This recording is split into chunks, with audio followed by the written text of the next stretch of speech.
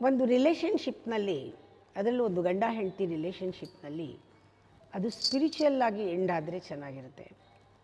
ಆವಾಗ ಕೊನೆಯಲ್ಲಿ ವಯಸ್ಸಾಗ್ತಾ ಆಗ್ತಾ ಆ ಫಿಸಿಕಲ್ ಹ್ಯೂಮನ್ ಕ್ರಷ್ ಇರಲ್ಲ, ಫಿಸಿಕಲ್ ಕಂಪ್ಯಾಟಬಿಲಿಟಿನೂ ಇರಲ್ಲ, ಮನಸ್ಸಿನಲ್ಲೂ ವಿಷಯ ಏನೂ ಇರಲ್ಲ, ಮಾತಾಡೋಕ್ಕೆ ಕಮ್ಯುನಿಕೇಟ್ ಮಾಡೋಕ್ಕೆ ಏನೂ ಇರಲ್ಲ. ಆ ಟೈಮ್ನಲ್ಲಿ ವಯಸ್ಸಾಗ್ತಾ ವಿಷಯ ಮುಗಿದೋಗಿದೆ ಜೀವನದಲ್ಲಿ, ಫಿಸಿಕಲ್ ಇಂಟಿಮೆಸಿ ಬೇಡ, ಮನಸ್ಸಿಗೂ ಮಾತು ಬೇಡ. ಆ ಟೈಮ್ನಲ್ಲಿ ಎಲ್ಲ ಮುಗಿದಾಗ ಒಂದು ಕಮ್ಯುನಿಕೇಷನ್ ಏನು ಅಂದರೆ, ಸುಮ್ಮನೆ ಜೊತೇಲಿ ಕೂತು ಒಂದು ಕಪ್ ಕಾಫಿ ಕುಡಿಯೋದು.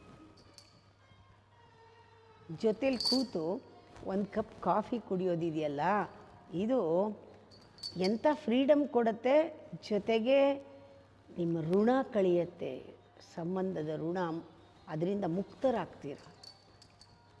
ಕಮ್ಯುನಿಕೇಷನ್, ಕೂತು ಒಂದೆರಡು ಮಾತು, ಒಂದು ನಗು, ಒಂದು ಮಾತು, ಜೋಕು, ಈ ಥರ ಸಾಕು, ಎಷ್ಟು ಚೆನ್ನಾಗಿರುತ್ತೆ.